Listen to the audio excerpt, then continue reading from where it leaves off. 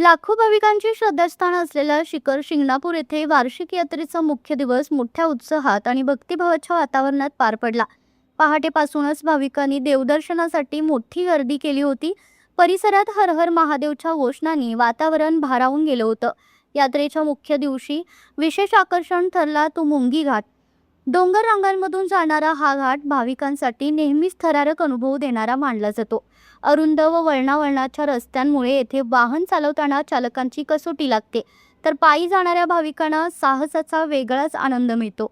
यंदाही हजारो भाविकांनी मुंगी घाटातून पायी प्रवास करत देवदर्शन घेतलं। घाटातील निसर्ग सौंदर्य, दरीखोऱ्यांचे दृश्य आणि थंड वाऱ्यामुळे प्रवास अधिकच स्मरणीय ठरला। काही ठिकाणी स्वयंसेवक व प्रशासनाने सुरक्षा उपाययोजना केल्यामुळे भाविकांना दिलासा मिळाला। दरम्यान पोलीस बंदोबस्त, आरोग्य सेवा आणि वाहतूक नियंत्रणासाठी प्रशासन सज्ज होतं। भाविकांच्या सोयीसाठी पाणी, वैद्यकीय मदत व मार्गदर्शन केंद्रे उभारण्यात आली होती।